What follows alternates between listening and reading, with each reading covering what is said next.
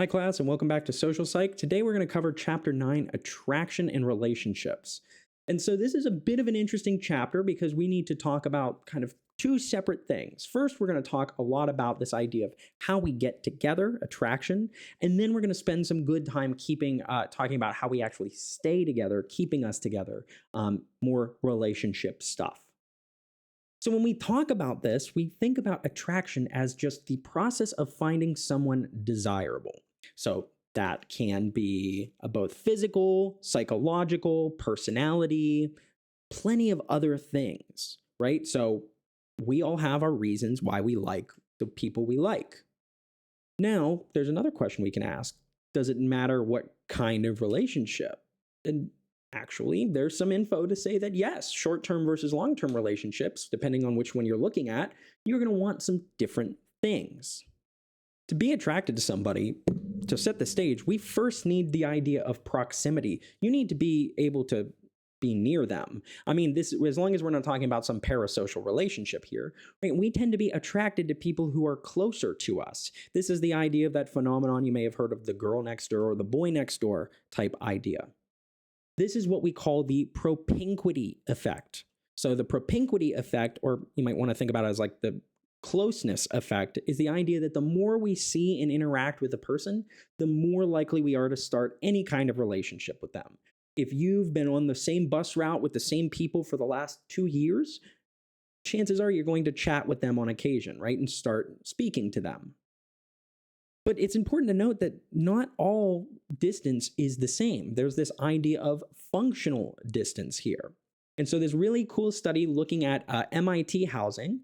In MIT, the freshman housing were a series of dorms that were all built to be 2 stories and look like this. There were 10 dorms in each, and they were set on 2 different stories. And what they found when they asked all of the freshmen to list their closest friends that they've made at MIT after the first week or two, they found that the majority of people's friends were in the same building as them. Not only that, 41% of people's best friends, closest friends in college at the beginning, were the people who lived next door to them. 22% had a best friend a few doors down, and 10% at the far end of the hall. So this is saying that a lot of people are close, but there are 2 rooms here that if you live in these rooms, chances are you are going to make more friends than everybody else. Which rooms? Rooms 1 and 5. Why? Because you are able to get all of those people walking down the stairs past your rooms, right? Those people are functionally closer to you in terms of being able to interact if you leave your doors open.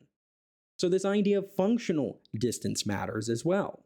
We can also talk about the mere exposure effect, this tendency for things that we are merely exposed to, newly seen, makes us like them more.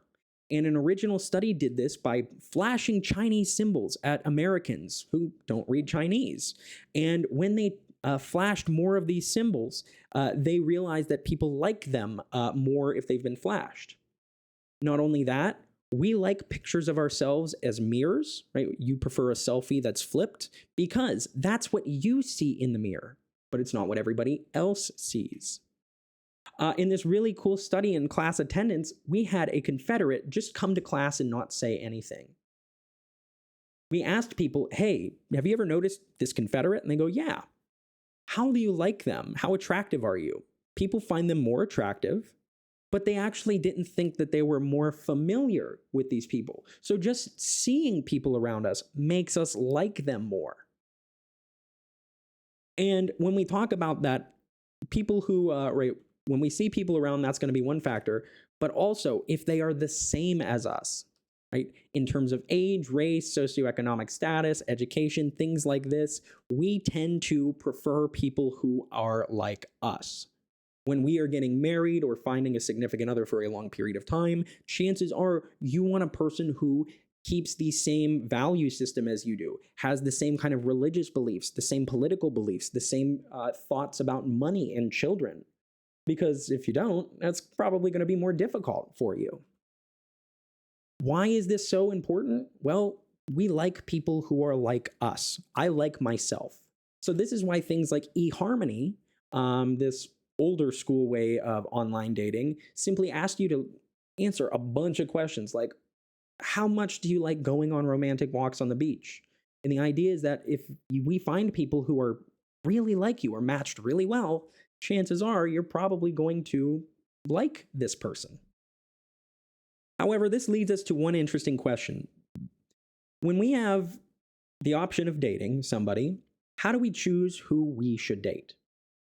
People notice that it tends to be the case where we aim to match. So, right, assuming that I am, say, a 7 out of 10 on attractiveness, I know I'm a 10, right? Why is it that the case I'm not going to shoot for a 10 and I'll shoot for another 7 because I believe I'm a 7?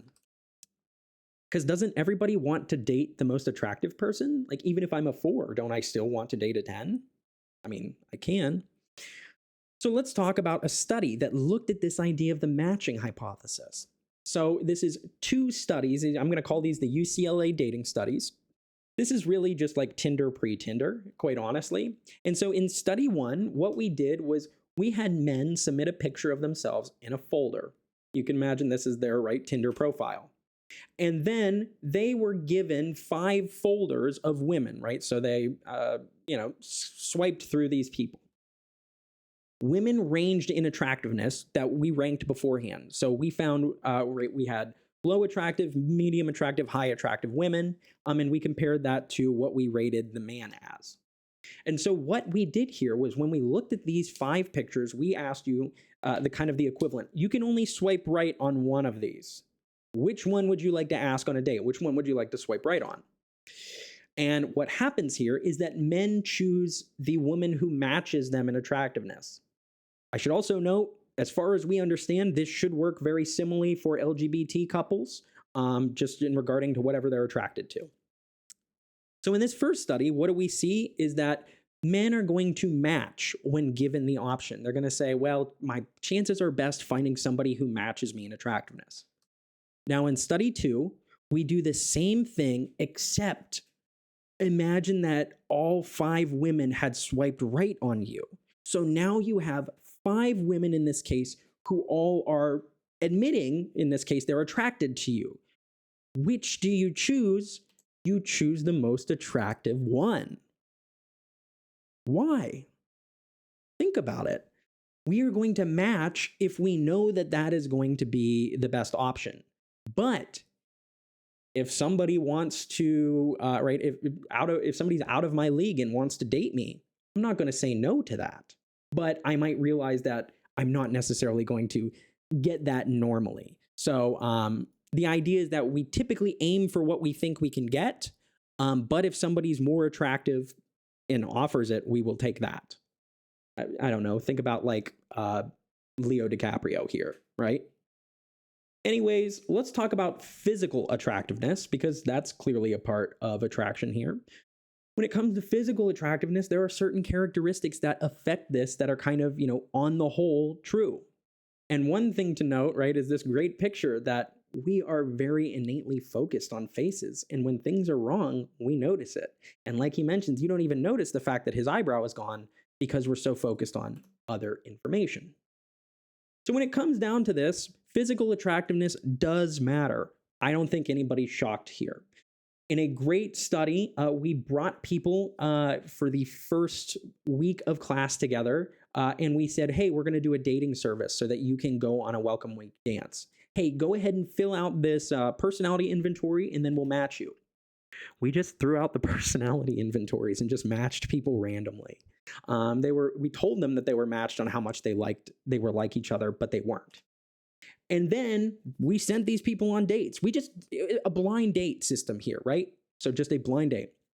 There was only one thing that predicted whether or not people wanted to go on a second date: how attractive the other person was. So it's clear to mention this idea that physical attractiveness matters. And one way this matters is what we call the halo effect. The idea that if you are a physically attractive person, you are assumed to have good characteristics around you. Some research has shown that if you have plastic surgery, People tend to be more kind, more sexually warm, and more likable to you. And you tend to be more like that to other people. This study makes me sad that when we look at people who have masters of business administration, MBAs, people who are working in the business world, right? And we ask them we rate how attractive they are on scales from 1 to 5, so unattractive to rather attractive. Turns out that the more attractive you are, the more money you make per year on average. A recent study that's not in the slides shows the same thing happens with height, that the taller you are, the more money you make as well. So nobody's going to sit here and say that physical attractiveness doesn't play a role in people's attraction, but it's not just that, right? It's important to note that this stereotype isn't true, that physically attractive people aren't more smarter, aren't more dominant, aren't happier, aren't more mentally healthy. However, they're better at social settings. They're more socially skilled. Chances are this is a reciprocal causal link here, right? A self-fulfilling prophecy. People think I'm attractive, so they want to talk to me. So I'm comfortable talking to them. So I get skills talking to people. So next time somebody wants to talk with me, I know how to. So this would argue that just because if you're a beautiful person, maybe you get more chances to talk to people. And because you get more chances to talk to people, you get better at talking to people. And because you get better at talking to people, you, right, are seen as more likable. Now, when it comes to physical traits, body shape does matter. This is not the idea of thinness. This is the hip to waist ratio and the waist to shoulder ratio, depending on what we're talking about. So the shoulder to waist ratio is for men. And the hip to waist ratio is something that we look at with women. You'll notice what's interesting about this is that the cultural differences are very small here. That when food is scarce, when there's not a lot of food around, people tend to pick the same typical attractiveness. It tends to be C here. Don't ask me why. But so it's this idea that body shape is going to give us some info that lets us know, how healthy you are. Another question you can ask yourself is, of these 3 people, which is the most attractive to you? It's kind of a strange question. And what these pictures are is actually 3 pictures of the same person, people. A here is the original image of these people. C here is the left side of the image is mirrored. We took one side and flipped it on the other. And E is the right side of the image has been flipped. And one interesting thing is that people prefer high bodily symmetry. The reason being is that, again, gives us some clue that you are healthy. You're not having a lot of scars or acne or whatever it might be, which at its most extreme might tell us if you are sick or well. Next, let's talk about the time I almost got myself kicked out of my house. I am a person who has difficulty reading faces. And so when I was asked one time what kind of people I find attractive, I don't find Angelina Jolie attractive, which is apparently something worth fighting about, is the case that I said, oh, I prefer averaged faces. And my wife looked at me and she was ready to kill me. And what I meant by that was, oh, no, not that. I mean mathematically averaged faces, where if we were to take the features of these 2 people and put them together, we get a more averaged out face. You can notice that, right, taking 4, 8, 16, and 32 faces makes these people not necessarily, for lack of a better term, hotter, but it makes them more like traditionally attractive, like pleasant to look at. And so this is arguing that if you have the kind of averaged features, the normalish features, people tend to like those. You can also look at these pictures here and notice that there are some slight differences between this woman and these 2 pictures of this woman and these 2 pictures of this man. And if you are somebody attracted to women, you will typically find this picture more attractive. And if you are attracted to men, you will find this picture more attractive. Why? What are we differentiating? How much of masculine or feminine traits your face is having. Men prefer women with baby features, more feminine features, rounded cheeks, rounded eyes. Women tend to prefer men with features that signal masculinity, maturity, a sharp jawline. So men prefer these youthful features that promote estrogen, the idea of fertility and youth, whereas women are going to prefer men with dominant features that say, hey, you've got testosterone, you have a strong immune system, you're mature. Why is it youth versus maturity? Well, you have more chances to have a kid evolutionarily if you're younger. Maturity, right? If you are as a man, if you've kind of hit that mature stage, you are now able to fight and protect. Now, there are a ton of different features that accentuate female fertility, things like the butt, the waist, the breasts, eyes and eyelashes, lips and cheeks. Similarly with men, things like height, their shoulders, the genital bulge, square jaw, all of these affect attraction as well. Don't really worry too much about them. But it's important to note, some of these are universal, right? We prefer facial features that are symmetric. We prefer people with clear skin. We prefer people who look younger. But there are cultural modifications as well to what features are considered important and attractive here. Question you can also ask yourself is, are there gender differences in attraction? All right, is it true that men and women like different things? Well, God, I hate this. So let's talk about a study in which we asked men and women how attractive a person needed to be for you to do certain things with them. And so with women, when we ask, how attractive does a man need to be for you to go on a date for him? Women desire a man who's slightly above average in attractiveness to go on a date. If the woman is going to have sex with him, he needs to be more attractive. If the woman is going to go on, a long-term relationship with him, it's going to be more attractive. And if she's going to marry him, she wants him to be really attractive. So as commitment goes up, women want more attractive men. Yikes. So on the other hand, men prefer a date with above average attractiveness. Men have similar criteria for going steady and getting married. However, men have different criteria when it comes to having sex. And actually, this is even worse if we are only looking for a one-night stand. Ugh. Doesn't get any better with this next study. So this interesting study, right, taking place in 1989, because I don't think this would work today. Imagine that you are walking around campus and somebody of the opposite gender, a research assistant, walks up to you and says, hey, I've been noticing you around campus. I find you very attractive. Would you, let's just assume this isn't weird, would you go out on a date with me? About 50% of women in med said, yeah, maybe, sure. Hey, I've been noticing you around campus. I find you very attractive. Do you want to come back to my apartment with me? Women clearly have learned that you're not supposed to do this, and very few of them did. And actually, when we asked women, when we basically propositioned from sex in the street, hey, you're pretty. Do you want to come back and have sex with me? No women accepted the invitation. What happens with men? Well, men are going to get all of their organs stolen, right? Men are more likely to agree to the sexual invitation than they were to just go on a date with this. Again, I would be very interested to see how something like this plays out in a more modern era, but makes you wonder, right? So we've talked about attraction, what brings us together. Now let's talk about what keeps us together. And to start off, we're going to talk about something you most likely have heard about in a previous class, but attachment theory.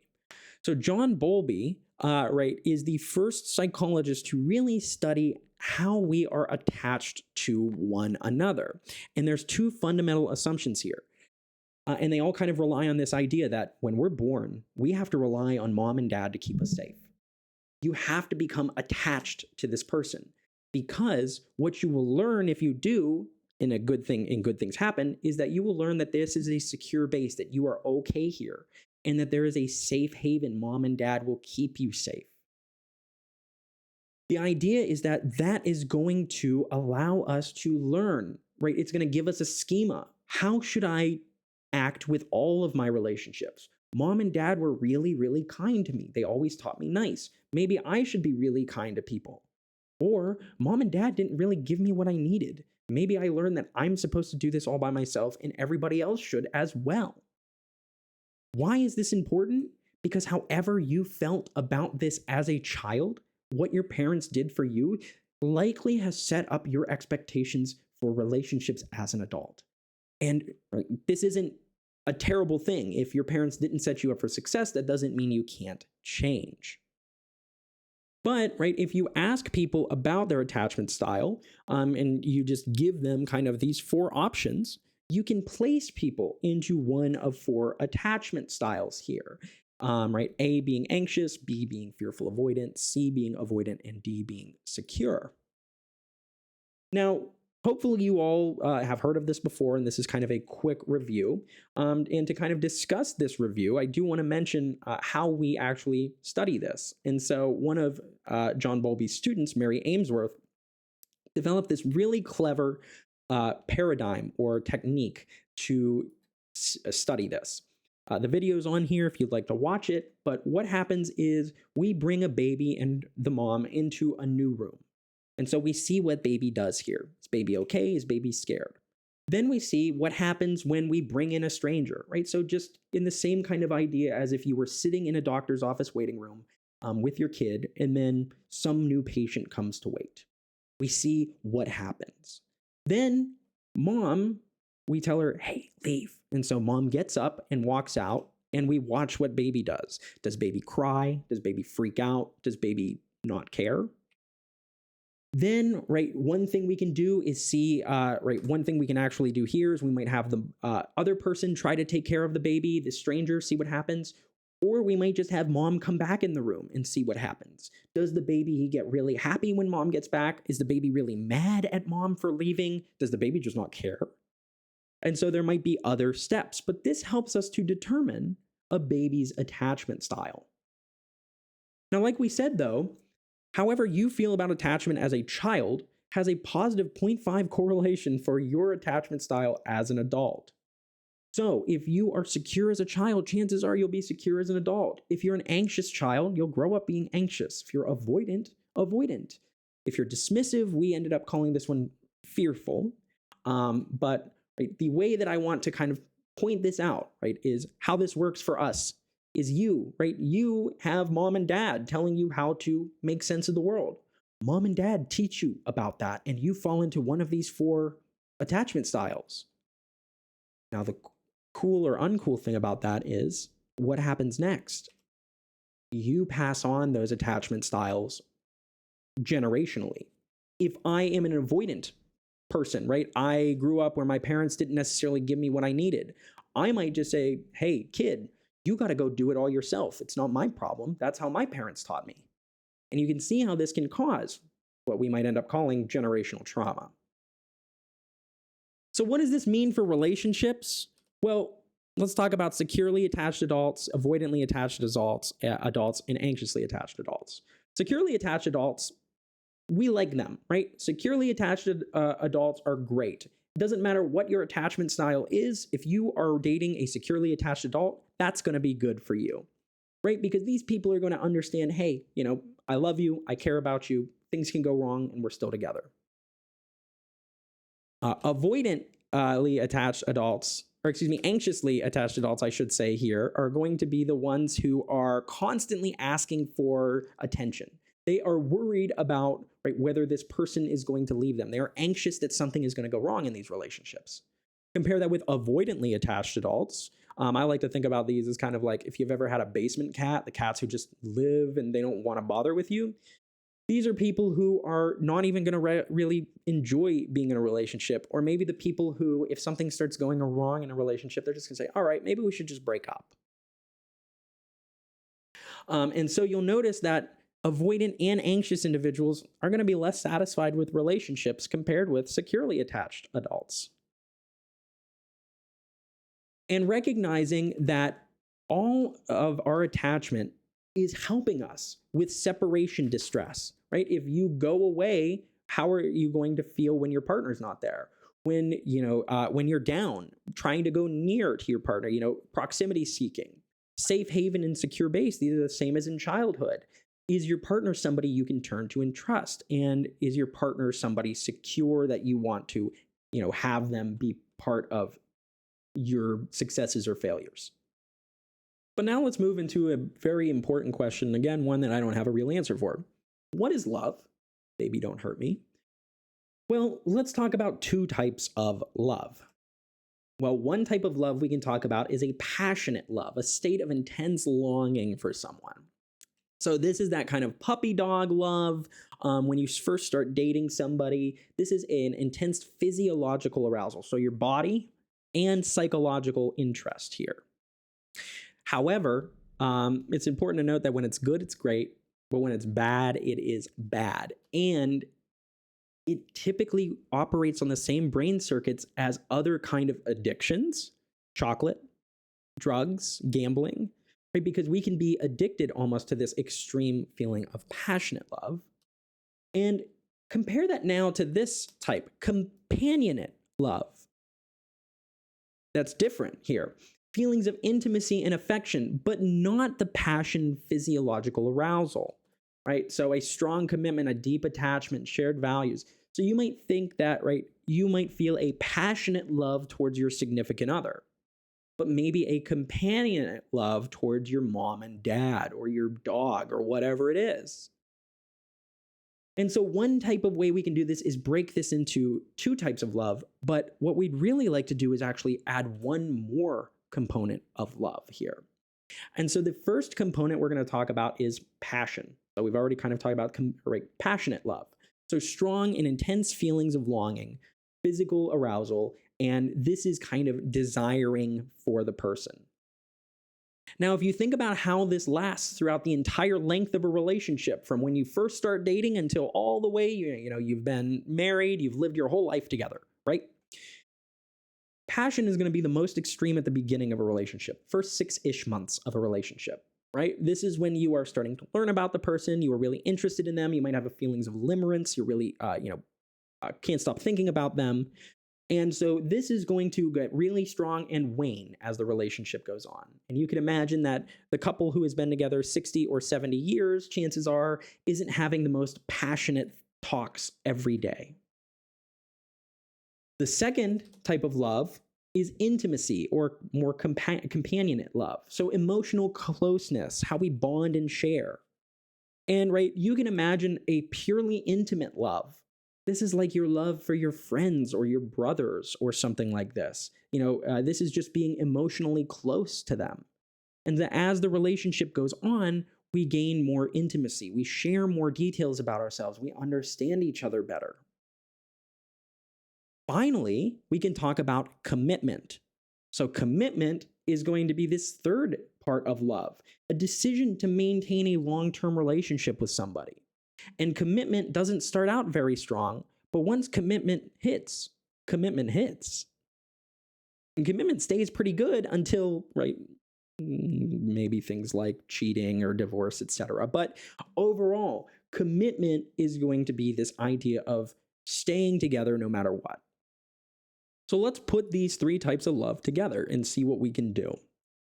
So the first type of love, right, this liking or intimacy, we call it. This is, if it's just a pure intimate relationship, this is how you feel with your best friends.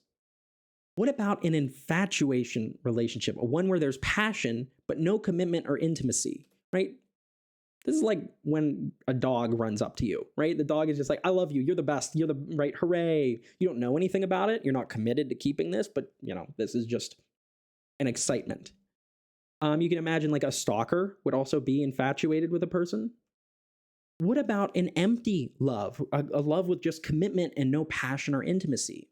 Well, you could see this theoretically if, right, you imagine that my wife and I are no longer passionate, no longer intimate, but we choose to stay together because we have a kid. That might be an empty love relationship here. What happens when we start combining these, though? Well, what is a relationship with passion and intimacy? That's a romance, right? This is going to be your first couple dates with somebody. You're really excited to meet them. You're starting to learn about them, but you haven't committed to be with them. What about a relationship with passion and commitment, but no intimacy?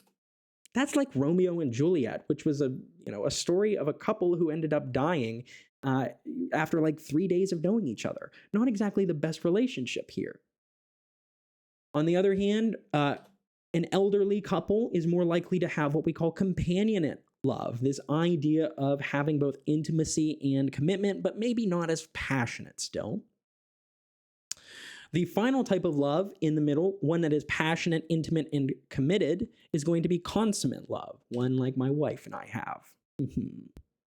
But it is important to note that that consummate love is going to be, right, what we would consider, I don't know, like true love or the best form of love, having all of these components. But we can also talk about, right, not just love, because love doesn't just keep us in a relationship. There's reasons you might leave a relationship even if you love somebody. And so one theory of relationships is what we call equity theory, so that we are equitable, that when things are fair, right, the benefits of a relationship and the costs of our relationship are the same. So we know that people in equitable, equal relationships are happiest when we are under benefit, when I am, if it's the case where I'm doing all of the chores and my wife is sitting around in the house being lazy, I'm going to feel pretty bad because I feel miserable and underappreciated. If on the other hand, right, I let my wife do all the chores and I sit around and just kind of relax here, theoretically, I might feel guilty, especially if I'm a good husband here. And what I always say is, this is my personal advice, is that everybody should be trying to do a little bit more than just what they need to, right? Because it's good to help out your partner. If I'm sick, I hope that my wife will help me take over my chores. And if she's not feeling well, I will do hers, right? The idea of trying to help one another. But that's one thing. Another relationship theory we can talk about is social exchange theory. So again, similar to equity theory, but it's the idea that we are going to make our decisions about a relationship based on the costs and rewards. If it's the case where I am, the costs don't equal the benefits, I'm going to feel better or worse. I might feel guilty. I might feel overworked, whatever it is. But if I realize that we are sharing, this exchange is equal, chances are you are going to find the relationship as stronger. And so the success of this depends on a couple things: how satisfied you are with your relationship, and if there is a better alternative, right? Is there somebody more attractive or, a better partner for you? Again, this is kind of like not the most pleasant way to think about your dating life, but it is one way to think about it, right? And so we can plot all of these in here. If you are satisfied with your partner and you can't do any better, right? My situation, I love my wife and I think she's wonderful. I'm not going to make any changes, right? I'm happy and I'm stable. I'm not going to try to break up with my partner. If I'm satisfied and I did think I could do better, I might find a different partner later on and leave my wife and kid. I'm not going to do this. It's a bad idea. So you might see that even if you are satisfied, but you could do better, theoretically, you might, find a different partner. On the other hand, if you're not satisfied and you can do better, you're going to leave. Of course, I don't like you and there's better people out there. I'm not going to stay. The weird one comes down to this. What happens if you are unsatisfied and you don't think you're able to do better? At the most extreme, we could think about this as an unhealthy relationship between the two people. And so recognizing that the social exchange theory gives us an indication on whether or not we are going to leave if those costs and benefits aren't equal. So next, what we're going to do is take social exchange theory and actually build on it. And now we're going to call this the investment model of relationships. The idea is that we are going to care about satisfaction, we are going to care about quality of alternatives, but we are also going to be interested in this investment as well as commitment. So, how much have I invested in this relationship? Is it the case where, right, my wife and I have been together for 14 years?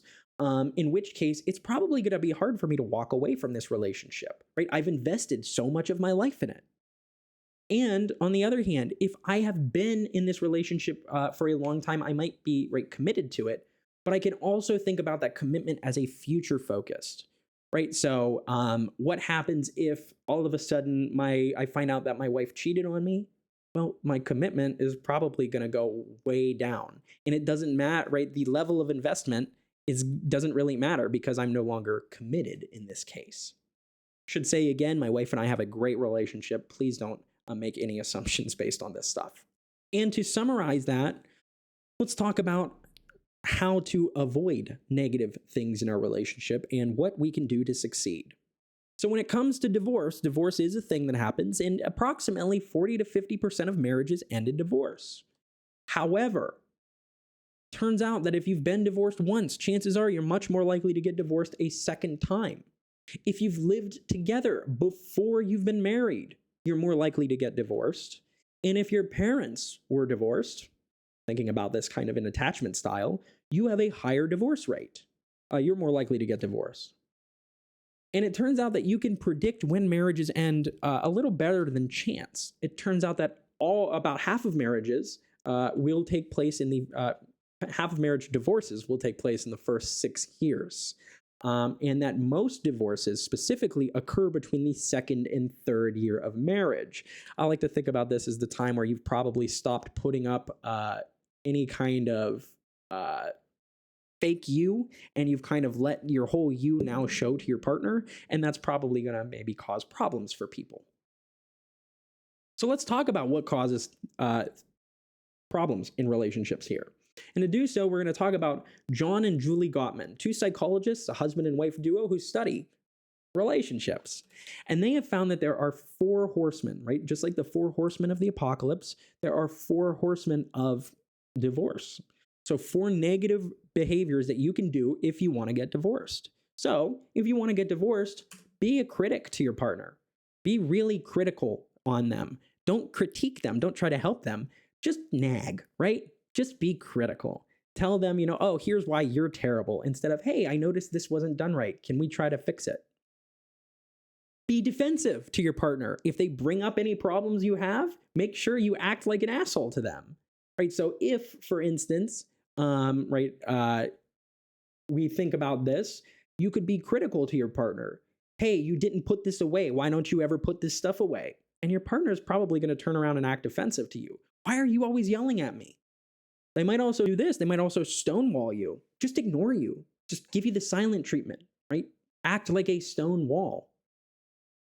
These 3 are bad. But the worst thing for a relationship is contempt. Contempt is this idea of you no longer even like the person you're talking to. So we would suggest here that if you think this person's beyond liking, you're not going to be long for a relationship with this person.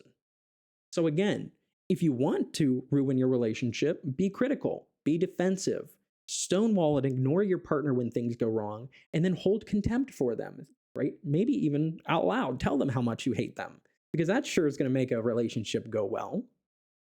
But that's not all. We can also talk about jealousy, this idea of being jealous.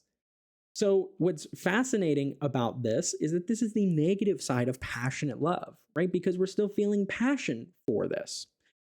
And it's really bad for relationship longevity. This is what tends to lead to contempt. What I find most fascinating is that men are more likely to get jealous in response to a sexual infidelity. So, right, if their partner physically cheats, women are more likely to get jealous at an emotional infidelity. On kind of big picture ways here, which I find fascinating. So ending on this idea of keys to success. So what can we do to have your relationship or marriage last? Well, notice what we can talk about happens in these relationships. Friendship, commitment, similarity, positive affect, all things related to, right, some of our factors of love here. And it turns out that romantic component can last, right? This passionate love minus being obsessed. And it turns out that couples that keep romance, keep going on dates, things like this, typically have the same brain activation patterns as new couples. So again, keeping that passion and that romance here. So if you want to have a successful relationship, focus on the good things with your partner. When they are doing well, share in that success. When they're happy, be happy for them. Be playful with your partner. When you're mad at them, that's okay, but don't let that overcome being silly, going on dates, doing fun things together. And the final one, most importantly, and this is kind of as we even mentioned when we talk about happiness, looking on the bright side, thinking about the positives, right? Focusing on the good, being grateful, even in their faults, thinking about how they are good. So hopefully this has been a useful lecture to give us an idea on what attraction is and how we stay in relationships. I hope you all found this useful. If there are any questions, please feel free to reach out. But other than that, I hope you all have a great day. Bye-bye.